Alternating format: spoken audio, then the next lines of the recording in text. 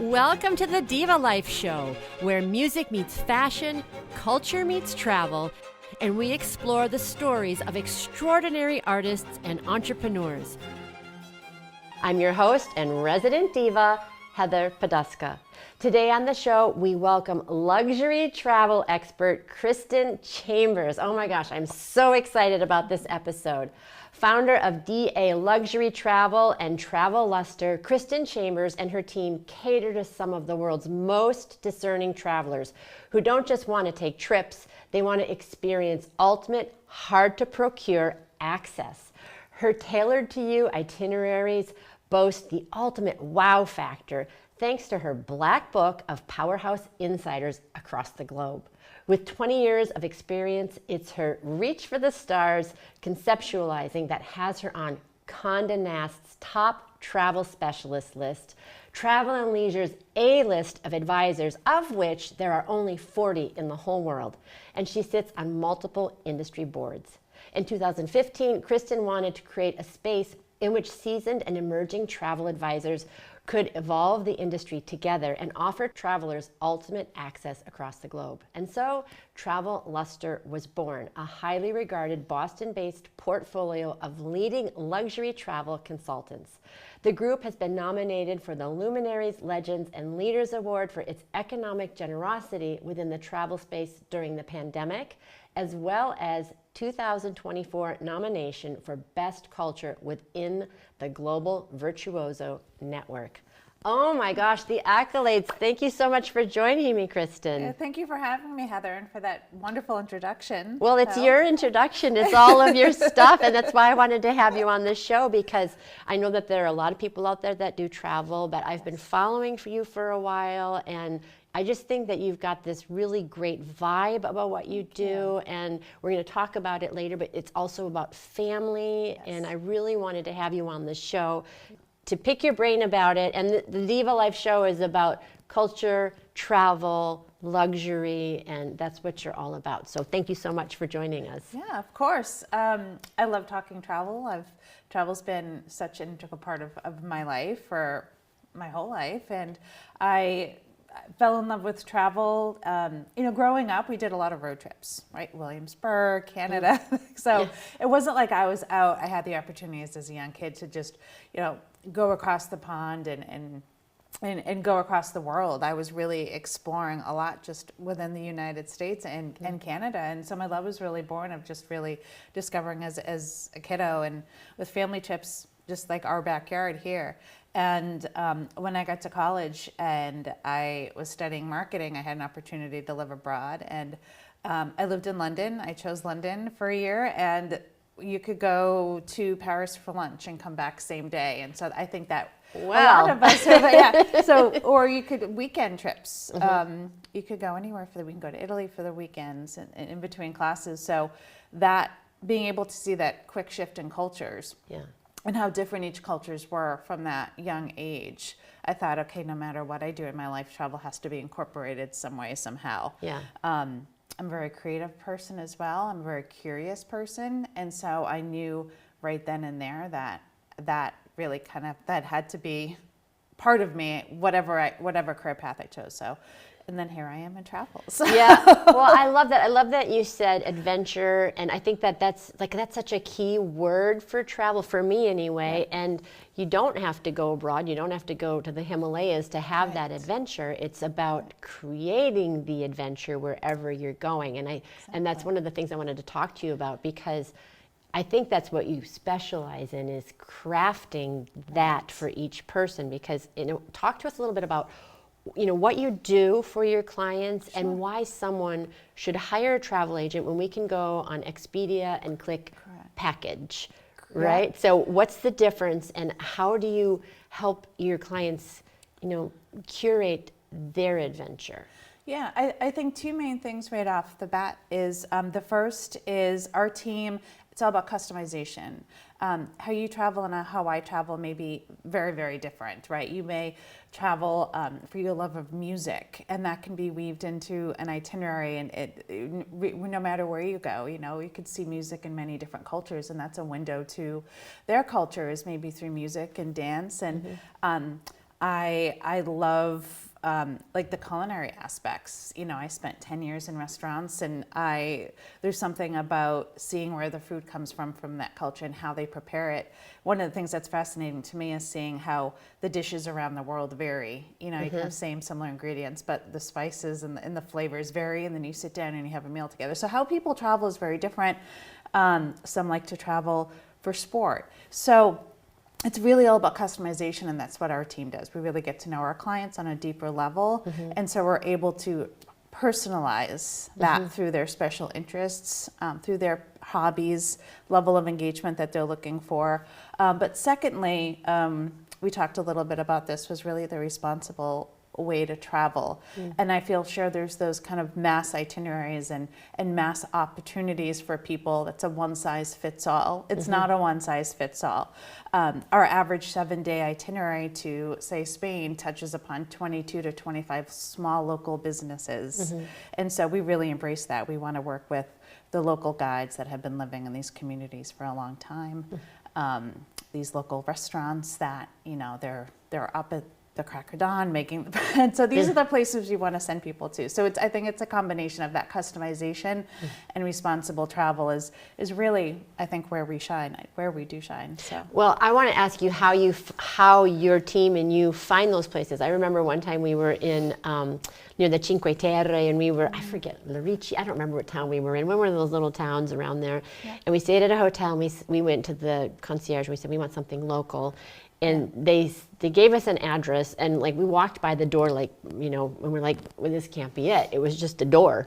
Right. And we walked in, there was like one table, you know, and we didn't even order, there was no menu. They just, whatever, we're just whatever, bring it. And it was like this beautiful white bean soup, homemade, you know. So we were lucky that, you know, our person told us where to go. But how do you find those special places that other, you know, that you're a luxury travel company and versus, you know, just sort of the mass travel? How do you guys find those? It's a great question. And a couple different ways. We're a team of 40 advisors on our Traveluster team. And so if I haven't been somewhere, someone else has. Also, we have someone that is she's our director of partner relations. And so she spends her days, day in and day out, just refreshing partnerships, nurturing our partnerships. They could be with hotels, and they could be with like our local guides and our local experience makers, as I like to call them. And so we have these really great long-term relationships with people stationed all around the world, and we make sure that we're bringing to our team that we can then hand off to our clients or work with our clients on, okay, you know, here's like the latest and greatest in restaurants and Cinque Terre. You know, they change a lot. Yeah, well, especially since COVID, right? Oh yeah, what was, you know, we can't rely, we had to completely redo all of our favorite restaurants around the world. And I had a good friend of mine heading to Istanbul last week, and she was like, you know, where's good? I'm like, oh, like, you know, the best kebab is at Hamdi, and the best place for an after dinner cocktail with amazing views of the city at Topaz. And because we just had an advisor come back from there. So it's all about information sharing, and that's one thing our team does really well internally is this information sharing. And then the outreach. I mean, 50% of what we do is working with clients directly. The other 50% is behind the scenes, nurturing these partnerships and kind of researching the R&D of the place as well. And we have opportunities to travel. We can't be everywhere all of the time, but we rely on these partnerships that we've cultivated. And do you have like I know when I was doing, you know, certain auditions, they would have checklists of like tone, acting ability, how you're dressed. Do you have like a checklist of how you vet your vendors and your partners? Completely. Yeah, we, there's, you know, how we vet our hotel partnerships too, and how we vet our experience makers. You know, they have to be tried and true. We have successful relationships with them. We've had successful itineraries that clients have come back, our advisors have come back, and they've been just kind of wowed by us. It's repetitiveness, and if it's any recommendation, we have to know somebody that has personally traveled with this local guide. And for our hotel partnerships too, because not every hotel is the same. There's a lot of hotel product. I've been in this industry 23 years, and I've never seen so many new hotel openings than what we're experiencing now and next year.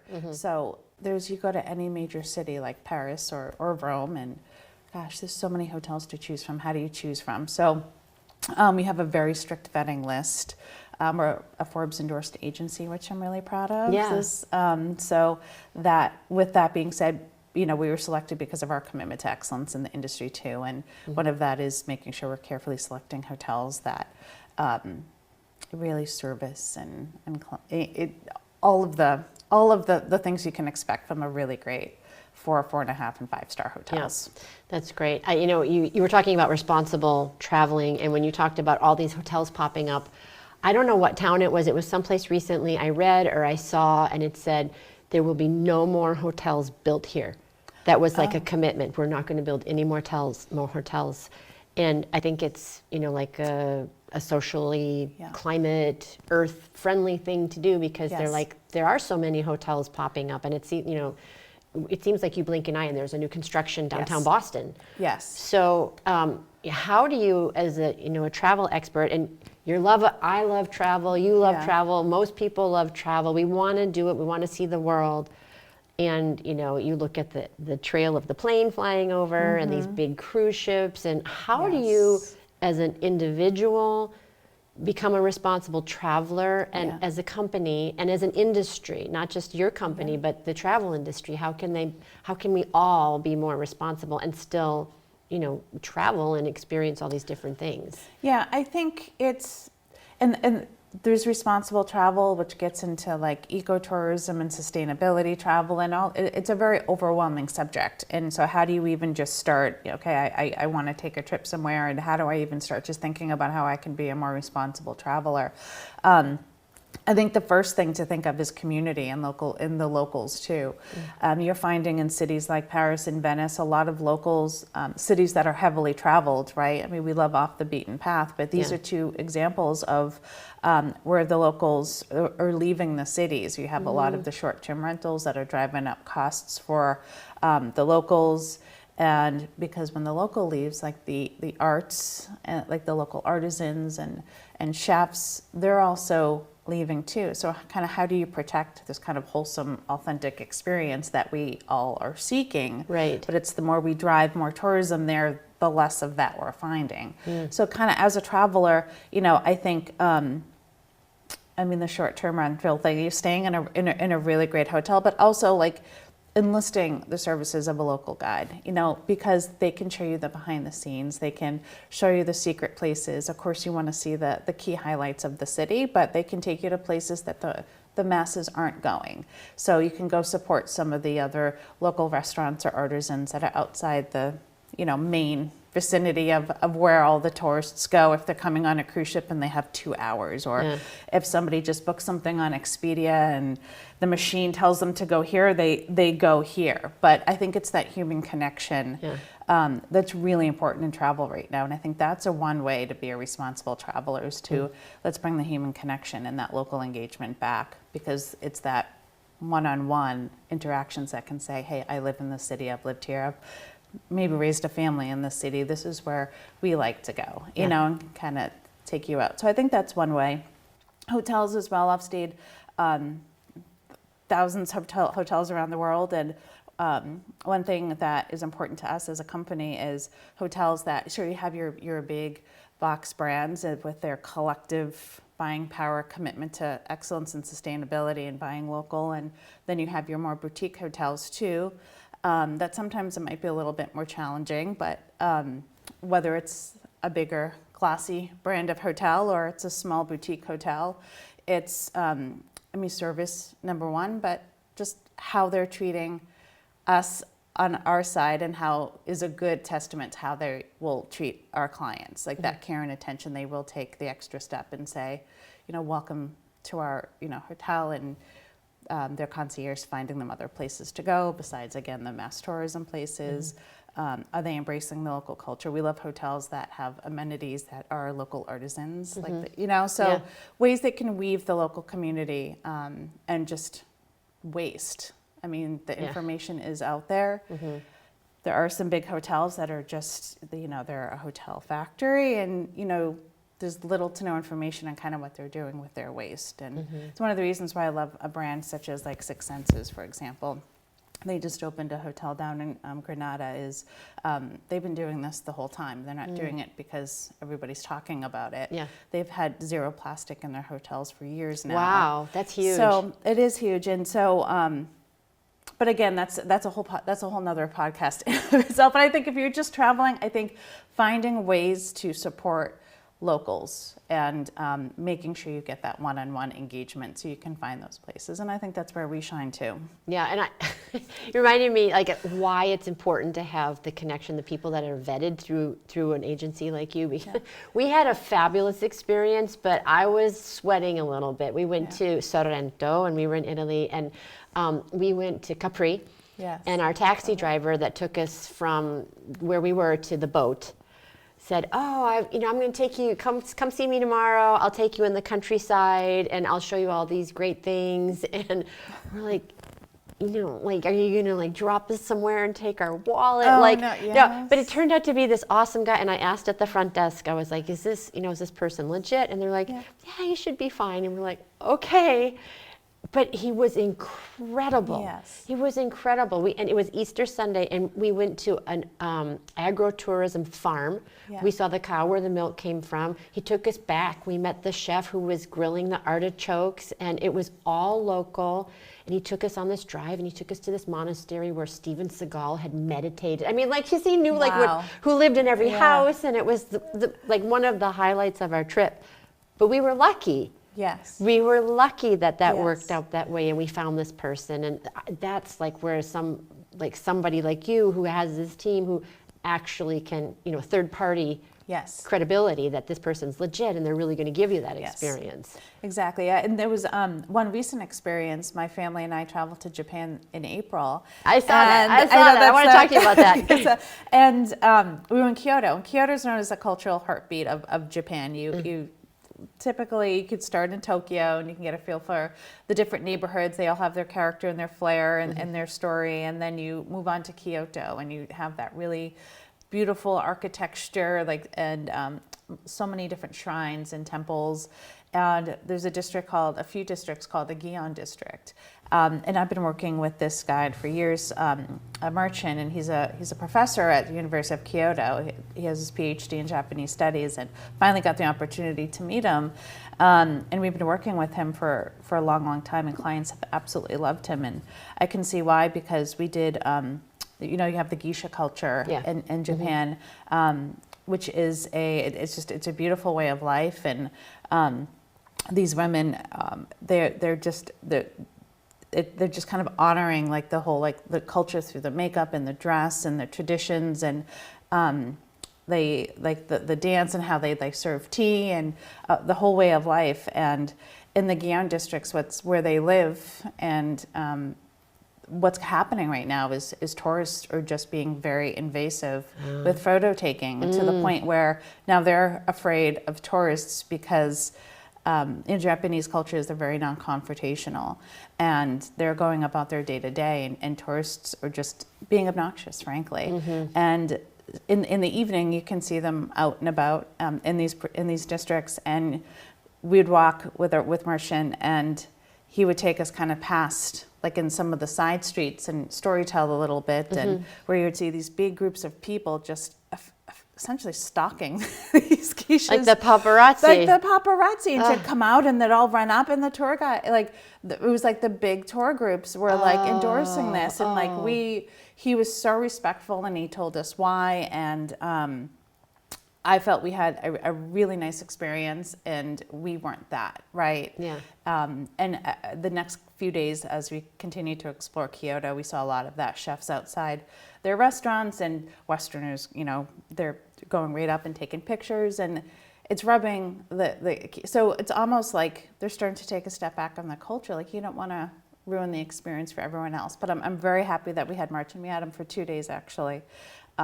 because he just kind of really told us kind of like the real deal, what's going on, and we were able to experience Kyoto in a very like respectful, culturally respectful way, versus if we booked one of those big groups, then we would have been one of the culprits. Yeah. So that's an example. Well, and that's also responsible travel, too. Correct. Yeah. So I want to talk a little bit more about Asia, because we're on the East Coast, and you know, it's quick 6 hours to London, and you know, it's just easy to go to Europe. And for a long time, my first thought was, oh, let's go to Europe, let's go to Italy, let's go to Paris, let's go to, you know. Yeah. And my kids were like, Mom, let's go to Asia. And I'm like, guys, we have a week for spring break. Like, how are we going to go to Asia in a week?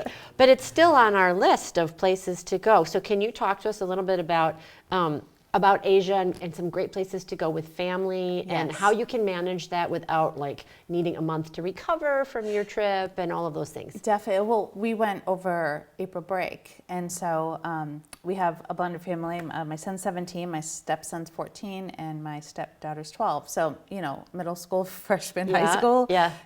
You don't want to miss too much school at those, you know, any age. But so we had the April school break to work with. We did end up squeezing out 2 extras, you know.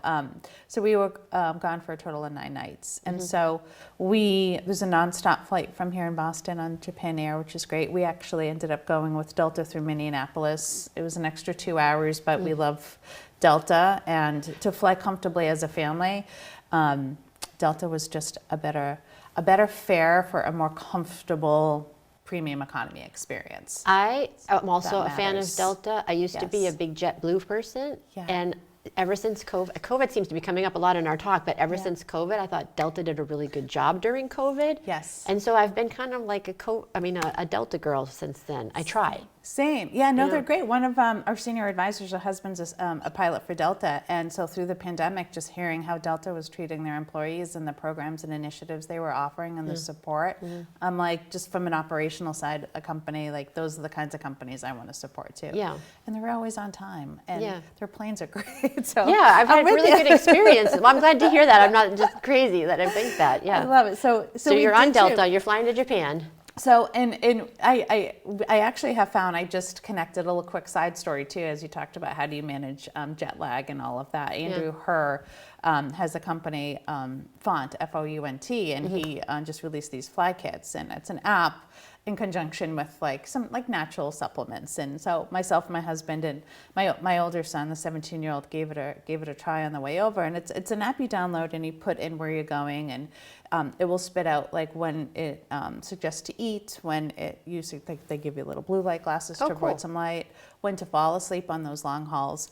And they give you some kind of natural supplements to just kind of help your body get adjusted to the time zone that you're traveling to. And the same on the way home. How do you adjust on the way back? And 0 jet lag on the way over. Wow. I mean, we hit the ground running. We landed in Tokyo about 4:30, and we got to the hotel about 5:36, and we went right to a Japanese game in Tokyo. So wow. We didn't give ourselves much downtime, and then we were in bed by 11, and up at 8, and it just kind of, I find when you go over there too, especially with kiddos, my stepdaughter who is 12, it's, they're, resilient, they bounce back a little quicker than I would.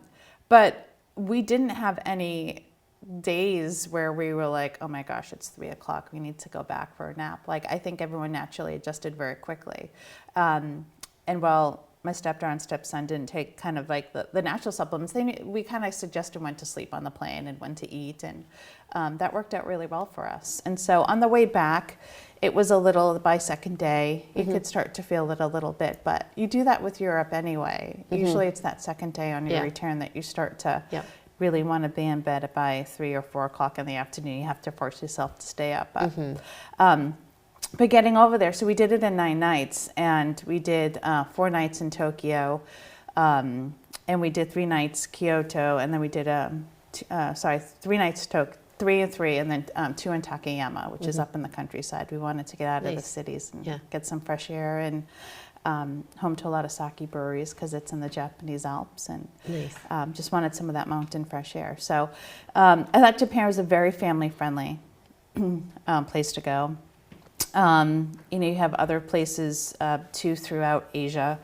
Singapore is a really interesting city that is you have nonstops from New York, but that's a city that can be explored in 5 days, and you don't feel like after 5 days that's you're good. not missing anything. Oh, that's good. I know some families that over school break that would choose something like Singapore. Yeah. And so, I mean, there's lots of places throughout Asia. Yeah, no, it's definitely on my list. I definitely want to start to explore it. And Yes. just one other thing I want to talk about before we kind of wrap up. But a really big thing right now in the industry of coaching, and we talked about this a little bit in wellness, especially wellness coaches, is this idea of going on retreat. Yes. So what would you, like, what kind of general advice would you give to a coach, someone who is hosting a retreat? That's a great question. To think about, like, just things to think about if they're thinking about doing a retreat internationally. Yeah, no, that's a great question. I've worked with some coaches on helping them design out their retreats, because there's a lot of things you don't think of, right? Like, I've got a great program, I have an amazing following. I want to go to this beautiful lodge or a beautiful hotel on the ocean and just like have our 4 or 5 days together. This trend in social wellness is it's people want to travel together. So if you're considering having a retreat, if you're a coach and you do it, because the number one, when I think of the word trends and what people are really looking and seeking, it's traveling together. Yeah. And social wellness, I mean, it's kind of, you get into like aging and all of that, Yeah. and they show that people that are more social, Right. they age more gracefully, and there's Yeah. just all that science behind it. Chip Conley has a great book. I love him. I saw him speak at a conference in February, and we talked about like this whole social wellness, why people want to go together. So if you're thinking about doing it, I can't recommend it enough. Logistics, number one. Number two, oftentimes, and I've run into this a lot, where you approach a hotel or a lodge and they say, great, you have a group. No, they'll take a group of 10 and they'll consider it like a buyout, or 50 people. So they just think group, and they just think, okay, $25,000 beverage minimum to use this Yeah. group space here. So I think when you are approaching a hotel or a lodge or a villa for a retreat, I think you just kind of have to be very, don't give them too many details, but kind of let them know the purpose. I think the second they hear that word group, it's like a buzzword for hotels. I see. So just, I mean, if you're going to have a group of 100, that's a group. If you're going to have a group of 10, a group of 20, whatever it is, I think communicating that and providing some context around that, and letting them know exactly what you're looking for space, because they'll say, oh, great, you're a group of 20. Here's this massive conference space, and our food and beverage menu is X. So kind of be prepared to kind of have to kind of take some of that and filter it down. The other one is logistics too. You want people to arrive and depart and like smoothly, right? It's their first impression of your retreat. So always build in transportation, I say, when you can, if you can consolidate everyone's arrival time. Definitely that any way you can make the arrival process. Sometimes you can have someone meeting your group right off the plane or right on baggage claim. I always find when I travel for conferences or I've done some retreats, having that meet and greeter, or that greeter kind of at the airport, is a really nice first introduction. Like, I'm here, I'm taken care of, and they're going to whisk me away to our lodge, and we're going to have an amazing 5 days together. So logistics, transportation, I think, is something that gets overlooked. And then just communication with the hotel. Choosing, it depends upon the size of the group, right? But kind of like those small lodges are really great, because they're typically family owned, and they can deviate away from the corporate policy of some of like these big hotels can too. But if you're a large group that needs those functionalities and the AV and all of that, then those are good. So Well, my wheels are turning. I know. Because I'm thinking Paris, shopping, singing, like some wheels are turning. Yes, I know. I was just working with a coach last week, and she's like, seaside, very intimate. Something like that. Now that's like a sensory overload. And I think when you are traveling with people and you've got music and shopping and art, I mean, there's so much to share together. Right? Make sure like you have those reflection points at dinner, right? Like one thing I love when I travel with groups is like talking about it at dinner. Like let's talk about like the show we saw today, or shopping. So I think having like really creative, like talking, like points, like at dinner, for everybody to take it back. Oh, that's a great idea too. That's a great tip. I don't like going to retreats that are all work. I'm like, what's the point? I can work at home. Right. I want to play. I want to have fun on retreat. Exactly. So that's my thing. All right. So we're gonna have fun right now. I have a couple of rapid fire questions. Okay. Don't think. Okay. Just answer. Okay. It's not hard. Just a couple. Okay. I love this. Around the globe, your experience. Best food. Japan. Japan. Best beaches. Maldives. Maldives. Ooh, that Yes. looks good. Yeah. Best place to shop for clothes. Oof. I would say Hong Kong and Paris. Ooh, Hong Kong and Paris. Okay. Best adventure travel. Chile. Ooh. Oh, one of my favorite trips ever. Okay. Best with kids. Japan was great. Ireland also. Oh, Ireland. Yes. Yeah. Okay. Okay. Cool. I had one other question. Best luxury experience. Top of mind, there's this brand new hotel, the Maybourne Riviera in the south of France. It's this like architectural stunner. I just got chills. Chills. Okay, say the name again. It's called the Maybourne Riviera in the south of France. Well, I'm answering that question as like a hotel stay, right? Yeah. I thought it was a very the chefs there are incredible. The Boris, the general manager, just personally greets everyone, and the building is just an architectural stunner. It brings the outside ocean into your bedroom. See, that is why you're here, because I would never have known that. I'm sure our viewers wouldn't know that either. I want to thank you so much for coming. And if people want to find out more about you, what you've got going on, you have anything coming up that you want to talk about, or how people can find you? Yeah, no, you can find us Travel Luster Boston on Instagram and Facebook, or www.travelluster.com.